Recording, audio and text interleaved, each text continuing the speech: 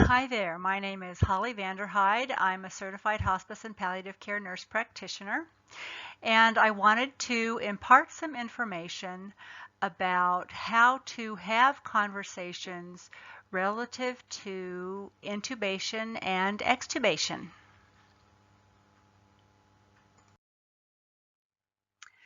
So, the first thing I wanted to cover is the difference between palliative care and hospice. So, a lot of people think palliative care is always hospice, but that's not true. Hospice includes palliative care, but palliative care is not always hospice. Hospice is if somebody has 6 months or less to live, this is what Medicare says, then they are eligible for hospice, and we just need to find the right diagnosis that qualifies them for that. The main bottom line is that they have 6 months or less to live.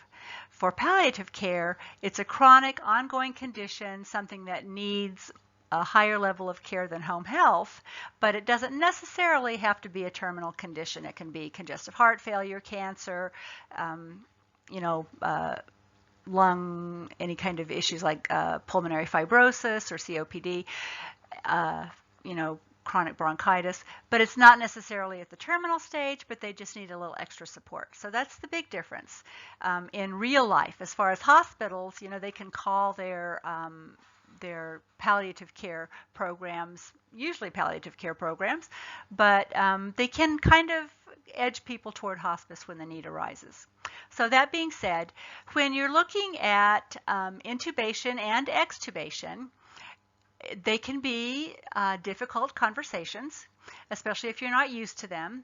So the first question would be, when do you start that conversation when it comes to extubation? Well, you want to start that before intubation because you're talking to the family.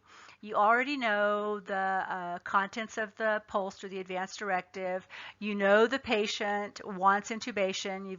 Whatever consents when they get done, that's all done. That's not something you're doing at the same time. You're just having this conversation now.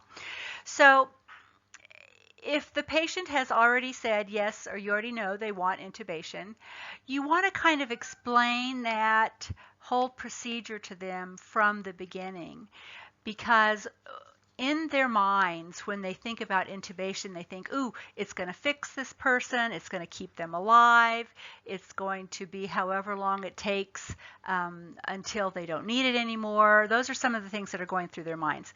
And so you want to address those issues right from the beginning so that people don't have unrealistic expectations of what this intubation is going to do. And then if the patient is a DNR and in your mind intubation is the only next thing that's going to happen, that's going to help, you don't want to just come out and say, let's do this. Because if the person has already said they don't want to be resuscitated, and on the POST, it has a space for whether or not you want any kind of intubation, feeding, and ventilation, anything like that, you don't want to just assume that you're going to go ahead and do that, because that's pretty much going against the patient's wishes. I understand that if the family demands you do certain things, chances are they're going to get done. But when you address the conversation, if you just say, for example, what I have here on the slide, we've done everything we can, the patient is comfortable, the only other intervention that might be possible would be intubation, ventilation. And we see that this person didn't want that. They didn't want to be kept alive artificially. So obviously you have to mention it because it's available, but you don't want to lead the person to that if it's already been decided that the patient didn't want that. I hear so many people talking about various procedures that are done in the hospital because they were presented as the only choice. So we know that patients have a choice to take or not take any kind of intervention we may offer them. And when somebody has already decided they don't want to be artificially kept alive, we need to kind of not push somebody into that. And that does happen. So I just wanted to bring up that point. And then when you're thinking about intubation, they're not a DNR, they do want to be intubated. You need to decide at what point is hospice appropriate, because the conversations I'm going to talk about, hospice can always help with those conversations. You can start them, and then hospice can take over after that. So a lot of people think that hospice is somebody's going to die, bring in hospice. Well, that can be true, but it doesn't need to be true. When you first intubate somebody, you probably have an idea in your head as to whether or not this is going to work. Nobody can say for sure, but we always get an idea. I don't think this is going to work, but I'm going to keep it to myself. Or, yeah, this guy looks like he's going to recover and come off the vent and go home and everybody's going to be happy.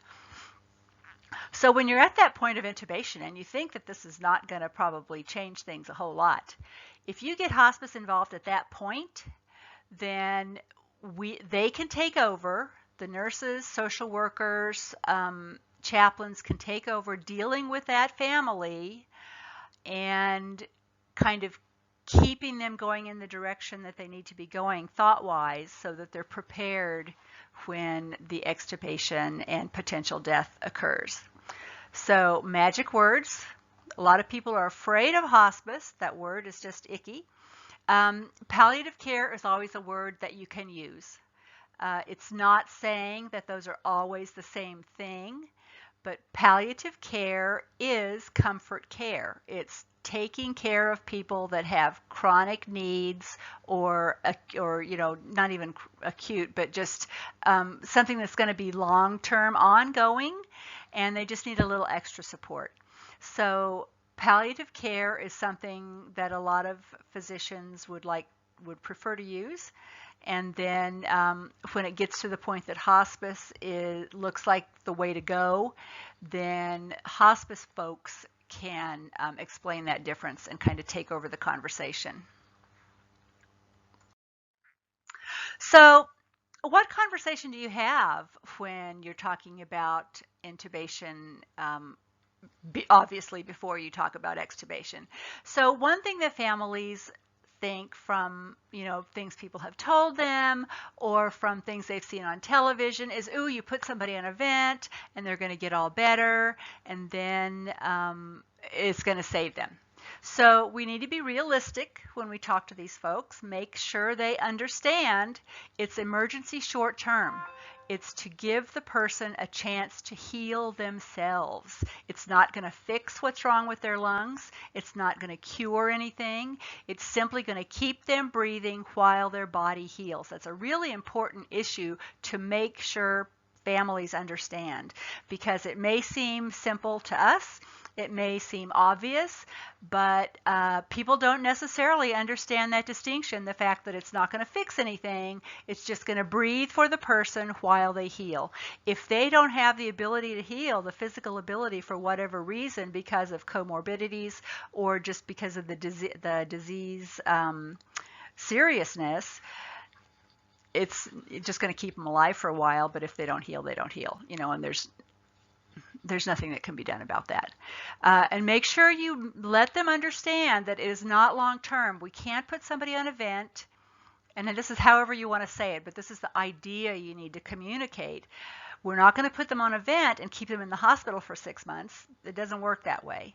So if you have a particular protocol for how long you keep somebody in your hospital on a ventilator, make sure you let them know what that is. Obviously, it's going to be different for each person, but say, for example, you have a patient who is so serious that if they haven't recovered in 2 days, then you think they're probably not going to make it, and you're going to have to get them moving. It's not going to do you any good. It's not going to do the patient any good to keep them on that ventilator for a week or 2 weeks. It's just going to prolong the agony. So when you're first talking to them about that intubation, you want to say, my feeling at this time is that we're going to leave the patient on the vent for this long, and give them the longest possible time you think it is. You think it's going to be, if it's going to be 5 days, tell them, 3 to 5 days. And 5 is going to be the max, because the most amount of time, the latest amount of time you give them, the longest length of time you give them is the time they're going to remember, and that's what they're going to hold you to. So if you say about a week, they're going to expect 7 days. If you say a couple days, they're going to think 2 or 3 days, or maybe more. So be as specific as is practicable when you talk to people about things like that. But they're going to want to have time frames, always want time frames, and we never know for sure. But if you give them a reasonable time frame, you're much better able to speak to them after that, because they're not expecting a month or 2 months or 3 months. They're expecting a certain number of days. So when you're talking to them about intubation, and then you give them a time frame, and then at what point are we to expect extubation, one of the things that comes into play there is the patient going to be extubated because he has to leave and you can't send him home with ventilation? Or is that patient possibly able to go to an LTAC or even a cliff home? And on my last slide, I have the explanations and definitions of those two terms if you're not familiar with them. But they're basically places where you can send patients on vents who need acute care, but not an acute care hospital, because you guys aren't set up to keep people for weeks and months. So if they can be transferred based on insurance and condition and whatever else your facility puts in the criteria, then that would be something that you could talk to them about too. Remembering that it would all depend on, is insurance going to pay for it? How long is insurance going to pay for it? And that's all something that your social workers can absolutely address with the family, if that looks like it's a possibility. And just remember, that you are the ultimate decision maker in the minds of the family. So whatever you tell them, they're going to hold on to that. And if that doesn't come out to be the case, they're going to think that you lied to them or you made something up or whatever. So just be as precise as you can without pinning yourself down to something unrealistic. So when it looks like somebody's been on a vent and they're going to be extubated for, either because you think they're going to die or because you think it's time and they may be able to breathe on their own, you want to communicate with the family beforehand. Give them at least 2 days to kind of get used to the idea, if you have that time available. You don't want to just call them the same day and say, this looks like this is what's going to happen, and they don't have any time to adjust. So if you are able, give them a couple of days. Say, we're probably going to be doing this in the next couple days, and this is why. Either there's continued decline, or there's just no improvement. The person is just there. They're not getting better. They're not getting worse. But keeping them on a ventilator is not going to necessarily fix anything. And they will never have the life that they had before they were on the ventilator. You can let them know, yeah, we're going to monitor them. And, by this date, if there's not a significant change, then we'll have to take them off the ventilator. And one of the questions that the family is going to want to know is, how do you wean? What does that mean? What does it mean? Do you just shut it off and see what happens? So just kind of in 6th grade level words, just like you learned in any writing class you ever took, when you're not writing a research paper, when you're just communicating with the general public, you want to keep it at a 6th grade level. So it's very simple. Use as little medical terminology as possible. So things like, we adjust the settings, we kind of turn them down little by little so that we see how the patient is doing, and we kind of adjust things over this period of time, if it's hours or days, to make it as easy for the patient as possible to be taken off the ventilator. So other things to keep in mind. Always remember, families imagine the worst. If you don't tell them something, they're going to imagine some horrible scenario that they saw in a movie or that somebody told them about, and they're going to assume that that's what's going on because they can't be there. I'm assuming that's the way most hospitals are doing it. They can't be there. They don't have, television to watch what's going on, and so they can just imagine, you just pulling out the tube and the person is, like a fish out of water trying to get their breath and they're suffering and all that jazz. So explain the procedure as simply as you can, because if you use a bunch of medical terminology, the family probably won't say they don't understand. Some will, but a lot of times they'll just let you go on with all this explanation. They don't understand a word you're saying. And then when they get home and the home health or whoever nurse comes, they say, oh, the doctor never told me anything. They didn't tell me anything about this or that or the other. Well, it's because they didn't understand you, but they were too embarrassed to stop you and ask you to explain what you were talking about.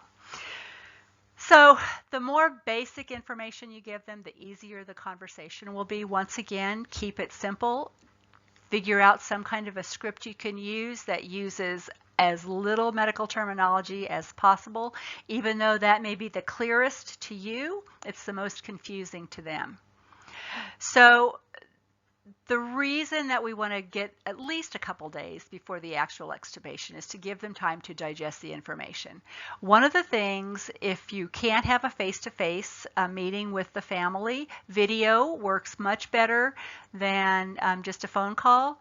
If you don't have an EHR system or a telehealth system at your hospital, Doximity, and I have that, doximity.com is on the last slide. It's a free app. It's for providers. You register for it. I think they ask for your NPI number. You have to be a provider, MDDO, nurse practitioner, or something like that. And you download it onto your telephone. The patient or the person you're calling does not have to have anything downloaded on their phone. And you can even use like the *69 where you can put in your the hospital number, your office number, whatever, and that number will show when you call this patient, so your cell phone number won't be out there floating around for everybody to call. So that's a good part of it. You can even fax things with it. But the way it works is the other person doesn't have to download anything on their phone. And you just, you call them ahead of time and say, this is what I'm going to do. Then you put their number into the app, and then it sends them a text that says, hi, this is Dr. So-and-so, join me for a video. They hit the link, and then it asks for permission to access their camera and microphone, and they give that, and then it just hooks you up. So it's a very simple application that most people can handle pretty well, even if they're not tech savvy. And sometimes there's a little connectivity issue, but what I'm getting to is it's better than just a phone call, because if they can see your face, they're going to relate to you much better than if you're just talking to them over the phone, especially in a situation like this where you're giving them information they don't really want. Be honest and empathetic, but remain authoritative. You know more about this patient's condition and the prognosis than they do. So even though, yes, it's a hard time and it's going to take them a while to figure it out, you don't want to be in the position of just saying, this is what's going on, what do you want to do? Or do you want to, keep him on, or, whatever would lead them to thinking that they can have this person on the vent indefinitely, just because that's what they want, because they don't want to let the person go. And this is why it would be a good time to have hospice involved already before the extubation, because that staff can come in, get people ready, talk about final arrangements, and just kind of get them in the right mindset and be able to explain things to them, that sort of thing. But you want to paint the picture to make them understand that this is the best way or the only way to go. Because if you give them the information that they need to make that decision, they'll be much more apt to make that decision than for you to just ask them what they want to do. Because 9 times out of 10, well, more than half, they're going to say, do whatever you can to keep them alive. And that's not always realistic. And it absolutely is not always humane, or in the best interest of the patient. So when you're talking about extubation, some of the things that the families are going to wonder is, you've already kind of described how it happens, the fact that you do it gradually and you adjust the settings and, then you finally turn it off and to see what happens. So if the patient can't breathe, from movies, you think, okay, you turn off the ventilator and they take the deep breath and the staff is all standing around applauding and the bluebirds are flying in the room and everything's perfect and you can take that next breath and everything will be fine. So we need to make it clear that that's not the way it happens, that if the patient is able to breathe or is not able to breathe, you have the staff and the medications and the interventions available so that that person is not laying there in the bed gasping like a fish out of water until they die, that person can be kept comfortable. That is going to be a major idea in their heads. What happens when you actually turn the ventilator off. When I talk to people with any kind of lung stuff, whether it's pulmonary fibrosis or chronic bronchitis or heart failure, breathing issues, their two biggest fears are that they'll be gasping for breath until they die, or that they'll feel like they're drowning. People are afraid of that. So if you can educate them to the point that they feel secure that that person is going to be kept comfortable or asleep or sedated or whatever, however you want to phrase it, until they take their last breath, that will give them a lot of comfort, because that, I guarantee, is one of the questions that is going to be in their minds. Also, if that patient is already on hospice and the hospice nurse can be there for the extubation, there'll be somebody who can talk to the family and say, this is what happened. Everything was controlled. No gasping, no nothing, he just took his last breath and he was done. That's always really comforting for people to know exactly what happened in the last minutes and that nobody was suffering. So other things to keep in mind when you're talking to families is that ventilators are not magic. You are basically putting metal and plastic into soft tissue. There's always a chance that damage can occur. I know that we always have to do informed consents and that kind of thing, but you have to make it clear, and I do this in hospice all the time, because say for example with CPR, I want everything done, do anything you can to bring me back. I don't want to die. And so then I say, okay, I just want to explain to you, you have osteoporosis, you have heart failure. So say, for example, somebody comes upon you and your heart has stopped and you're not breathing. You want CPR. So first of all, is that person who found you going to be able to give you CPR? If not, they're going to call 911, who's 5 or 10 minutes away. So there you are, not breathing for 5 or 10 minutes. They will come in and try to resuscitate you, because that's what they do. They're going to have to push 2 inches. You have to explain this stuff because a lot of people don't know it. They have to go in 2 inches, press hard enough to go 2 inches down to be able to compress your heart, and it may not work, but they'll still break your ribs. So if it works, you will have broken ribs, most likely will be hooked up to all kinds of machines. You will be going to the hospital, probably the ICU, and you may die there. So this isn't mean. This is very clear because people do not understand what's involved in CPR. We as healthcare providers have seen it, or we've done it, and we know it's messy. People see it on TV, where somebody's doing this and giving them a couple breaths, and they start breathing and they cough up water or whatever, and then they're fine. And we have to let people know, it's our responsibility to let them know that that's not the way it works. And if you think that's what's going to happen, you're lying to yourself, you're kidding yourself. And I've had people, once I explained that, they said, oh, God, I don't want to do that. No, change it to DNR. Once I'm gone, I'm gone. So it does work. I've seen it work. And it's not trying to scare people, it's just being absolutely honest that yes, people do get revived and they do live, but it's not all butterflies and teddy bears once, while it's going on and immediately thereafter. So it's the same way with talking about intubation and extubation. There are risks to intubation. And, the pressure damage, the fact that we're pushing air in and sucking air back out, it's not the same pressure that's involved when you're doing it normally. The tissues can be very fragile and there is, damage. And you can word that however you want to word it, however scientific you want to get. But just remember, you have to say it simply enough so that they understand what you're talking about. And then the delirium, the post-ICU syndrome, PTSD, the fact that that's a traumatic procedure mentally and physically.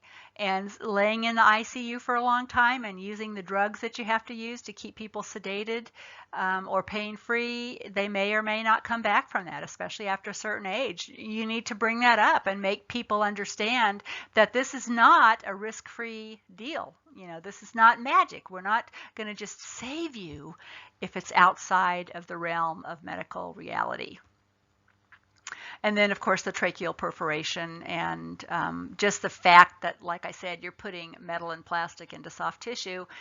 It's not a perfect world, and there's always the danger that something can go wrong.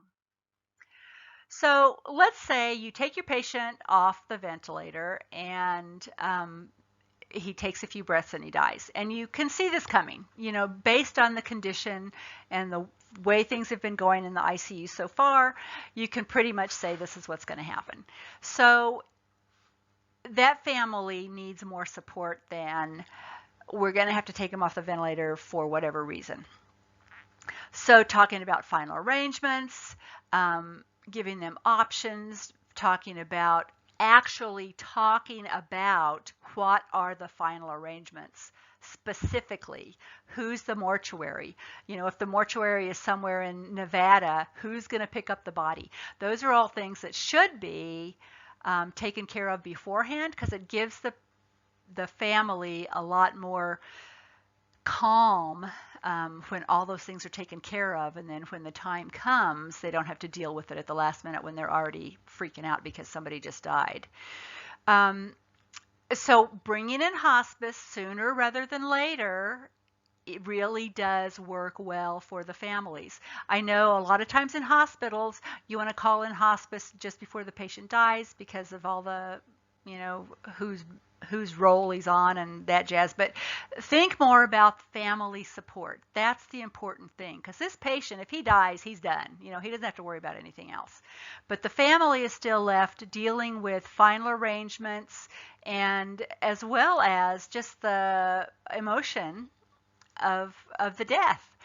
They brought this person into the hospital. And they always think everything's going to be fine. They always think you're going to get saved, you're going to come home, and you're going to be dandy just like you were before. And then, you're dead. So that's different than we expected.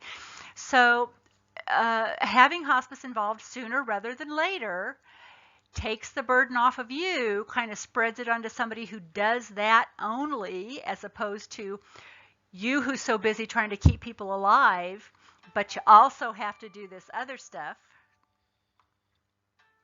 Turn off my phone, sorry. That's like the other part of your job that you didn't really want to get involved in. It's the keeping people alive and saving people that you want to concentrate on. So when you bring in hospice, that's what we do. We know that the keeping people alive part is over with, and now it's time to get them ready to die. Give them the care they need to keep them comfortable, and deal with the family to get them on the right track so that they're not completely shocked at the last minute that this person died. And the other thing about having hospice on board when somebody is pretty much expected to go is that for a year after that, we have social workers and chaplains who stay in touch with the family, check in with them every 2 weeks or whatever they need, refer them to groups or some kind of counseling, and just kind of check to see, do you need something more than you think you need, and just kind of assess them on an ongoing basis and support them for a long time after the patient dies. So if the patient doesn't die, and you know that you could probably kind of expect this, at some point, that that, he's doing really well, we're going to take him off the vent, and he's probably going to breathe on his own. Well, once again, if the patient has COVID and has been on a ventilator, there probably is a good chance that even if he lives after the ventilator, he could qualify for hospice. So getting that patient home, getting the DME he needs, getting the medication he needs, those can all be pieces that have to happen separately. If somebody's just going home and getting home health, you have the PCP has to do the orders, and the DME has to be ordered from somebody else, and blah, blah, blah. But if you send that patient home on hospice, the hospice company does all that stuff. We'll get the DME there, we'll get whatever oxygen they need. Even if it's high flow, we can get high flow oxygen. We don't do ventilators, but we can do up to 10 liters with, a pendant oxidizer that gives them even better airflow. So we have lots of equipment that we can offer.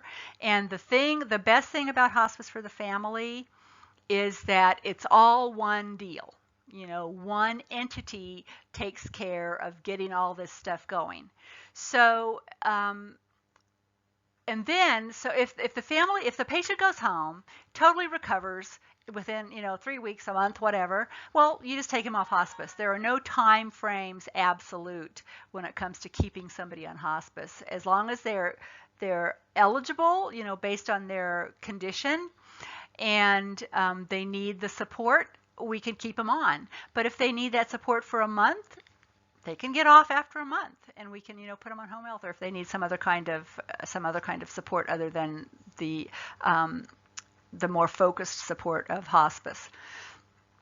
So sending somebody home on hospice is always way better for the family and the patient than just releasing them and sending them home if they qualify.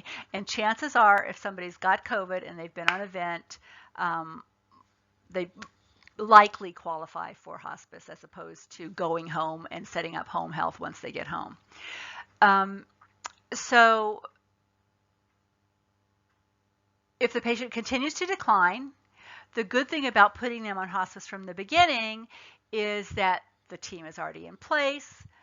The family already is familiar with everyone. They've already been getting the care, and we've had a chance to talk about final arrangements, get all that squared away so that there's nothing left at the very last minute for families to have to deal with.